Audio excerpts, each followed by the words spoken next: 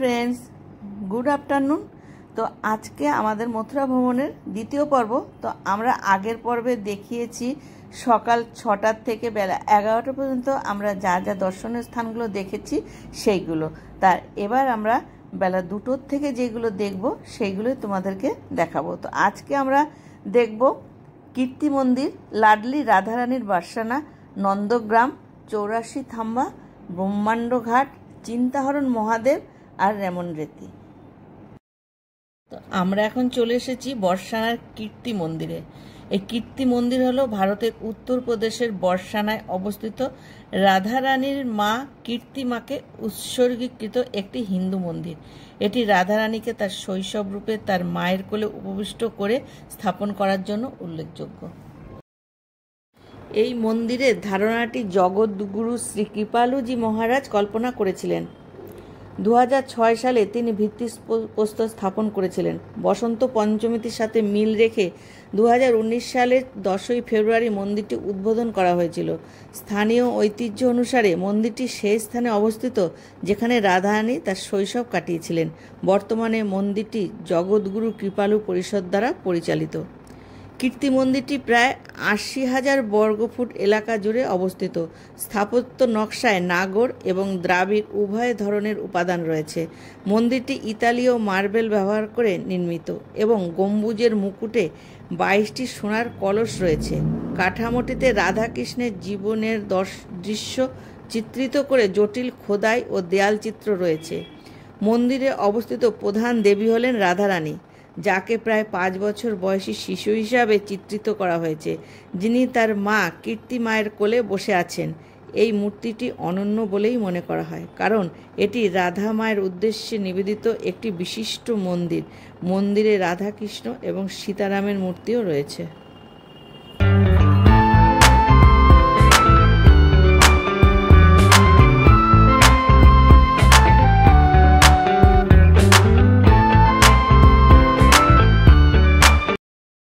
আমরা এখন চলে এসেছি বর্ষানায় শ্রী রাধারানীর মন্দিরে। ভারতের উত্তরপ্রদেশের মথুরা জেলায় বর্ষানা অবস্থিত। এটি একটি ঐতিহাসিক হিন্দু মন্দির।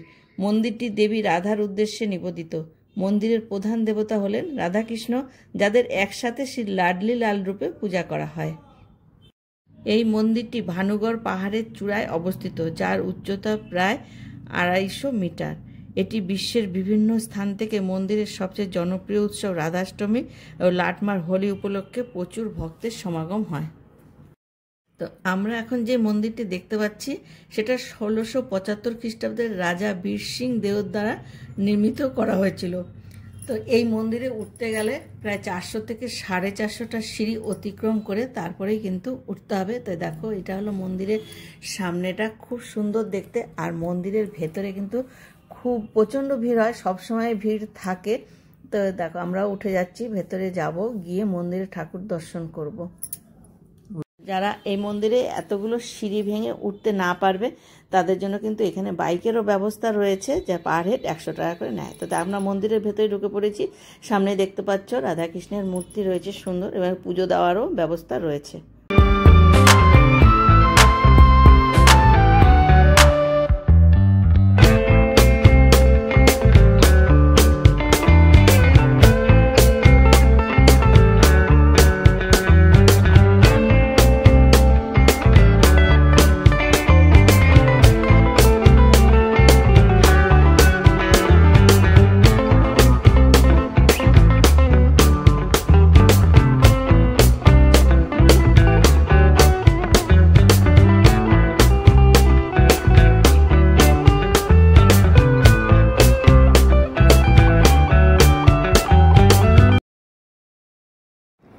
মথুরার নন্দগাঁও ভগবান শ্রীকৃষ্ণের পালক পিতা নন্দের বাসস্থান হিসাবে পরিচিত। এটি একটি ঐতিহাসিক স্থান যা শ্রীকৃষ্ণের শৈশবের স্মৃতি বহন করে। বিশ্বাস করা হয় যে এই রাজবাড়িতেই শ্রীকৃষ্ণ তার শৈশব কাটিয়েছিলেন। এই নন্দগাঁও নন্দীশ্বর পাহাড়ের ওপরে অবস্থিত। এই পাহাড়ের উপর উঠতেও প্রায় 150খানা সিঁড়ি অতিক্রম করে উঠতে হয়। এখানে নন্দ, যশোদা, কৃষ্ণ এবং বলরামের পূজা করা হয়।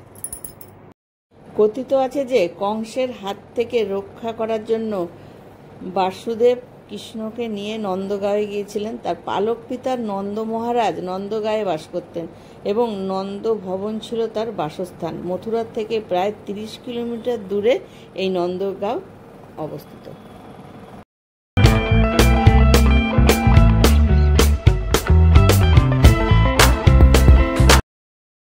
আমরা এখন চলে এসেছি 84 খাম্বা দেখার জন্য। তো এই পাশে যে গেটটা রয়েছে, এই যে গেটটা দেখতে পাচ্ছ, এইখান দিয়ে চলে যাব ব্রহ্মাণ্ড ঘাট দেখার জন্য, আর সামনের দিকে চলে যাব 84 খাম্বা দেখার জন্য। নন্দভবন, যা 84 খাম্বা মন্দির নামেও পরিচিত, এটি নন্দবাবার বাসস্থান, যেখানে শ্রীকৃষ্ণ ও বলরাম তার শৈশবকাল কাটিয়েছিলেন। এই নন্দভবন 84টি স্তম্ভের ওপর অবস্থিত বলে একে 84 খাম্বা বলে।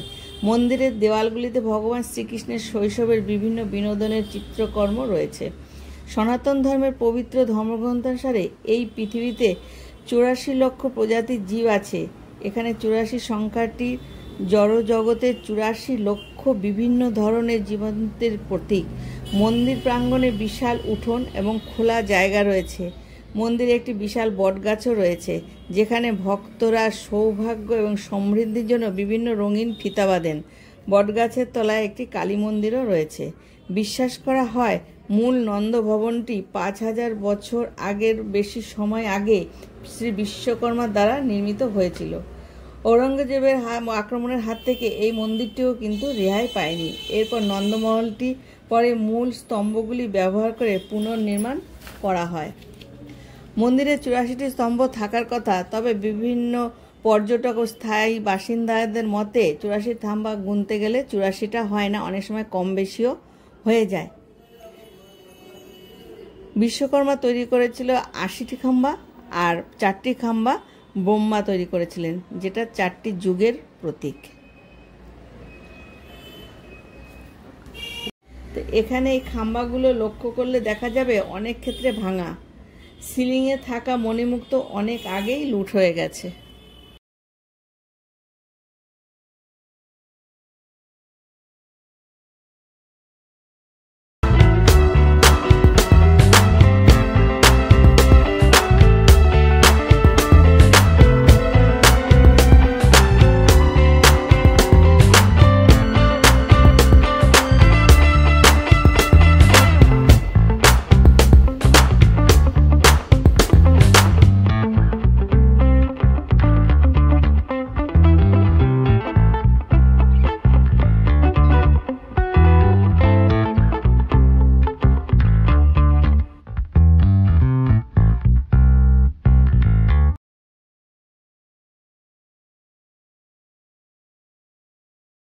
আমরা 84 খাম্বা দেখে চলে এসেছি, আর সামনে যে গেটটা দেখতে পাচ্ছ ওই গেট দিয়ে আমরা এখন যাব ব্রহ্মাণ্ড ঘাট দেখার জন্যে। তো এই যে সোজা আমরা চলে যাচ্ছি ব্রহ্মাণ্ড ঘাট দেখব।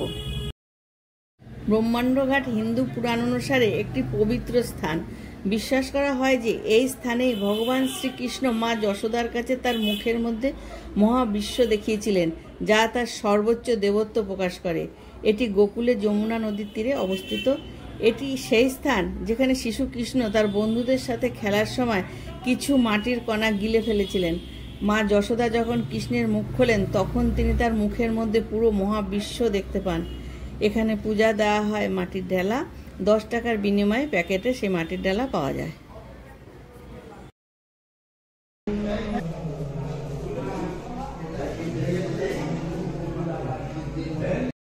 আমরা এখন চলে এসেছি চিন্তাহরণ মহাদেব দেখার জন্য। এই মন্দিরটি মথুরার গোকুলে যমুনা নদীর তীরে অবস্থিত। চিন্তাহরণ মহাদেব শ্রীকৃষ্ণের শৈশবের একটি ঘটনার সাথে জড়িত। একদিন ছোট কৃষ্ণ তার বন্ধুদের সাথে খেলছিলেন, তখন তারা তার মা যশোদার কাছে এসে ছুটে এসে বলেন কৃষ্ণ মাটি খেয়েছেন। চিন্তিত হয়ে যশোদা তাকে মৃদুভাবে ধমক দিলেন। নির্দোষভাবে হেসে কৃষ্ণ অস্বীকার করে বললেন যে ওরা মিথ্যা বলছে। তবুও সন্দেহজনক যশোদা তাকে মুখ খুলতে বললেন। অবাক হয়ে তিনি ভেতরে সমগ্র বিশ্ব দেখতে পেলেন। অবাক হয়ে যশোদা ভাবতে লাগলেন যে কৃষ্ণ কি সত্যিই তার পুত্র, নাকি দেবতা, নাকি ছদ্মবেশী রাক্ষসী। বিভ্রান্ত ও উদ্বিগ্ন বোধ করে যশোদা ভগবান শিবের কাছে সাহায্যের জন্য প্রার্থনা করেন। তার প্রার্থনার উত্তরে ভগবান শিব তার উদ্বেগ দূর করে চিন্তাহরণ মহাদেব হিসাবে সেইখানেই অবস্থান করেন, যার অর্থ হলো চিন্তাহরণ। কথিত আছে যে কেউ বিশ্বাসের সাথে ভগবান চিন্তাহরণ মহাদেবের কাছে প্রার্থনা করলে তার দুশ্চিন্তা দূর হয়। ভক্তি সহকারে এক পাত্র যমুনার জল নিবেদন করলে 1108টা শিবলিঙ্গের জল নিবেদনের সুফল পাওয়া যায় এই চিন্তাহরণ বাবার মাথায় ঢাললে। আমরা কিন্তু এবার চলে এসেছি রমন রেতি দেখার জন্য। মথুরার রমন রেতি একটি পবিত্র স্থান যা ভগবান শ্রীকৃষ্ণের শৈশবের লীলাক্ষেত্র হিসাবে পরিচিত। এটি গোকুলের কাছে অবস্থিত এবং হিন্দু ধর্মাবলম্বীদের কাছে অত্যন্ত গুরুত্বপূর্ণ তীর্থস্থান। রমন রেতির বালিকে অত্যন্ত পবিত্র বলে মনে করা হয়। বিশ্বাস করা হয় এখানে ভগবান শ্রীকৃষ্ণ তার বন্ধুদের সাথে খেলা করতেন, তাই ভক্তরা এই বালিতে গড়াগড়ি দিয়ে নিজেদের ধন্য মনে করেন, অনেকে কপালেও ছুঁয়ে দেন। এখানে ভগবান শ্রীকৃষ্ণের একটি মন্দির রয়েছে। সাধু ও তীর্থযাত্রীদের থাকার জন্য আরামদায়ক স্থানও রয়েছে। রেতি কথার অর্থ বালি আর রমন কথার অর্থ খেলা।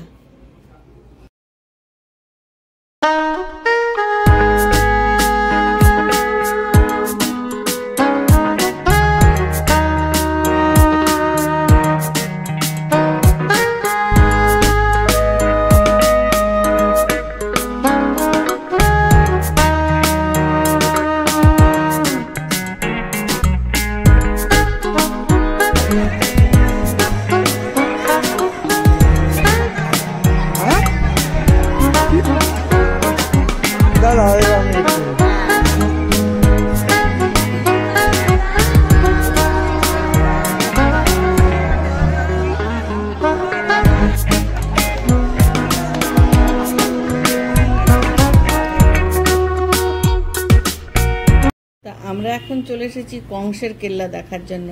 কংস কিলা হলো মথুরা যমুনা নদীর তীরে অবস্থিত একটি পুরাতন দুর্গ। এটি ভগবান শ্রীকৃষ্ণের নিষ্ঠুর মামা কংসের বাসস্থান বলে মনে করা হয়।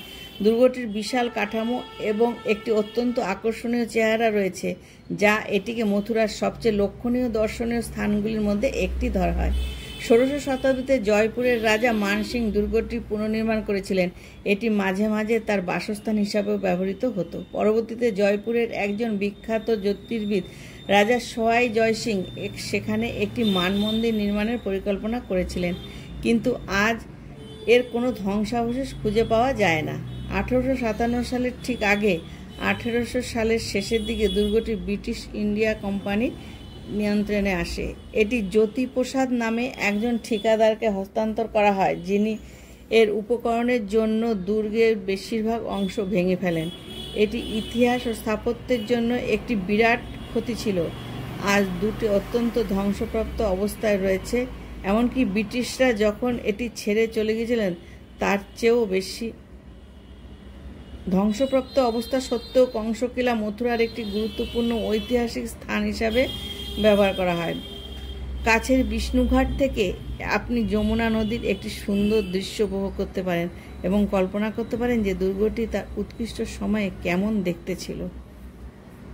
আমার মথুরা ভ্রমণের ভিডিও আজকের মতন এখানেই শেষ করছি। তো ভিডিওগুলো যদি তোমাদের ভালো লেগে থাকে একটা ছোট্ট লাইক করে দিও, কমেন্টস করে দিও আর শেয়ার করে দিও। তো আজকের মতো টাটা।